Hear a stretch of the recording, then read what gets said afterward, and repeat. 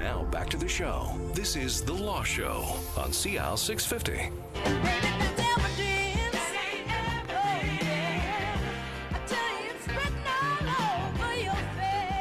Hey, welcome back to The Law Show. Zach Spencer here on CL 650 talking about immigration law. Before the break, we touched on the new citizenship law that's in Parliament just now.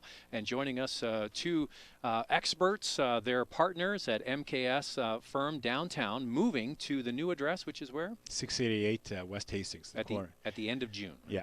June 25th. And we Rudy Kisher is who you just heard there, and Alex Stojkovic talking about the new law. Now, there's a change in the language requirement, and I think a lot of Canadians are kind of on board with having some proficiency in one of our two official languages. Yeah, I think it's a good change. I mean, what you saw under the Conservative governments was a tightening up of this. When I started practice, I was shocked to see when I met with a CIC officer and asked them, I was looking at the Act, and it says in there you've got to test for English proficiency 15 years ago, and I said, so how do you test for that? And wondering how my clients are going to have to show that. It's like, well, if they arrive at the testing center and we direct them to their chair and they don't seem to have any problem sitting down, then we figure they can speak and listen to English good enough. It's pretty basic. That was horrible. I was horrified. So the Conservatives picked up where you actually had it now, either have graduated high school or from some schooling in the English language, or you had to go then do an English test. On the changes that they enacted, though, I think they went a little too far, and they expanded the ages of which you had to be tested. Before, under the Liberal government, you had to show your English proficiency from the age of 18 to 54, right? If you got older or you were too young, we didn't bother with the English testing on that. The Conservatives backtracked that, and then they expanded where you had to show your English proficiency. So anybody 14 now has to write an English test, and anybody below 65. So you've got people that are in their 60s, maybe have come over here on the grandparent. So I guess they looked at it for your whole working life, which I guess you could start working at 15. Well, maybe, yeah. especially in a family business, and all the way up to 65. Well, I guess, which is the way they looked at it, which you think was too punitive. I think it was a little bit punitive, especially. I mean, I think it was a waste of government time. I mean, why are we testing 14-year-olds and 15-year-olds to see if sponges, they speak right? English? I mean, my experience, I'm helping this refugee family. Our church is resettling this family, and I've seen these little 6-year-old kids that have come over from Syria, and within 6 months,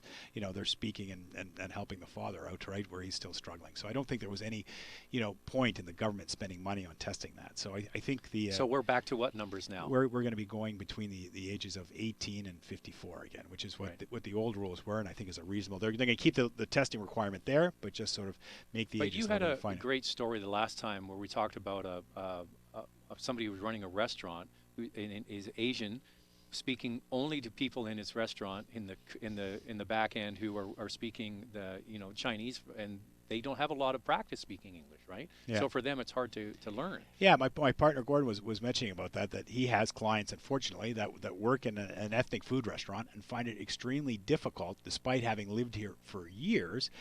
They work in a certain language, and they will be kept out for their entire life of the ability to have a Canadian passport if they don't learn that language, right? Well, not their entire life, but under the new rules, he'll be able to at least pass that test at 54, right? Well, wouldn't you think that a number of years in the country, even if your language isn't great, if you've lived here for 15 years, you come on in?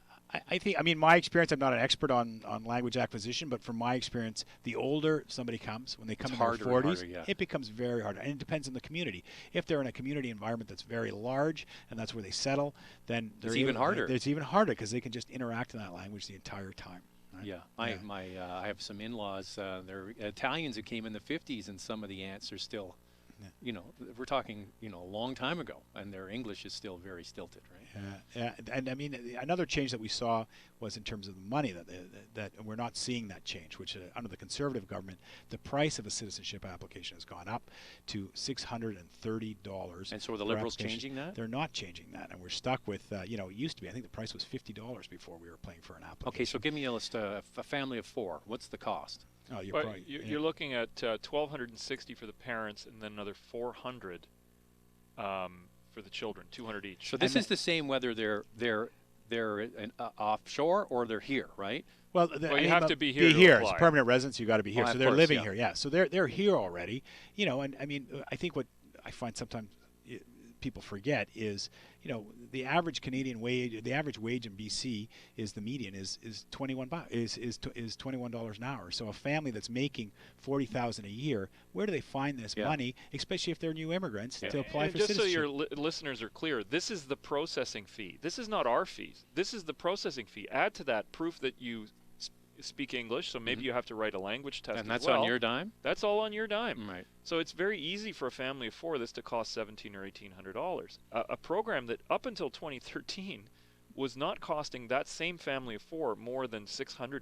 Okay, give me what's the number you think for a family of four to come into the country once you add in your fees? Well, I mean, it's not coming into the country. The question is for the citizenship. Sorry, become citizenship. I'm confused there. I'm sorry. Yeah. So to become citizens, what is a typical sort of amount? Well, I mean, I think $100 or $50 amount to make an application. This is a public good that we want people to be able to participate. I don't know why we're putting a fine. We want them to be an honest application.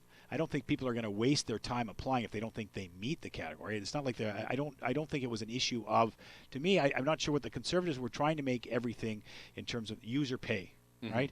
And I think when we're looking at citizenship, a basic right that after somebody who's lived here for years, I don't think their economic status should make the difference on whether they're able to apply and able to afford to because apply. somebody who is maybe at a much higher tax bracket is have no problem. It doesn't even think about it. Whatever, $500, $2,000, I'll pay that for the application. For the person that's making $50 an hour. The challenge that you have is if you let this go, you've created disincentives to to citizenship. And with disincentives, then you create a class of people that is a long-term permanent resident. And these are people that live in our society for long periods of time, who if they get into trouble or their children get into trouble, can be deported, whereas if they were citizens, they couldn't be. Who don't vote, who don't participate fully in public life, and increases their social isolation. Part of the same issues we were talking about. Well, if I don't speak English, so I'm not going to apply for citizenship. Well, you're basically self-exiling long-term, and that's a bad policy approach. I mean, take a look at the I just want to say we're up against the clock here, guys. I know we could spill over to our next show, but your final thoughts on the new federal law that's coming in? Well, the real challenge is they kept the administrative process for revocation.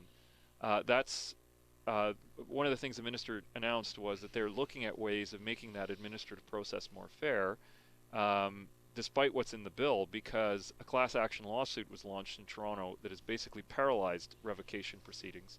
And because of that lawsuit, they are looking at ways of trying to make a system that's more fair. The bar takes the view that from the previous federal court system was a very fair system.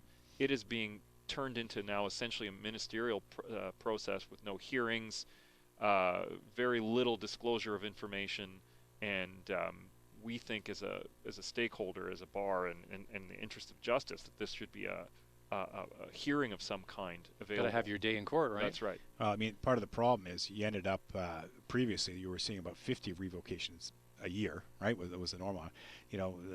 When they found this massive fraud in Ontario, and sometimes as little as 20. And then they had 1 year where they were trying to revoke 3,000. So the number, they weren't able to use the old system. We are going to be back for a future show with our guests here on The Law Show, Rudy Kisher and Alex Stojkovic. Thank you very much for coming in from MKS Law in downtown Vancouver. This is The Law Show. We're talking immigration law, and we'll have our guests back soon. I'm Zach Spencer. Thanks for listening to CL 650.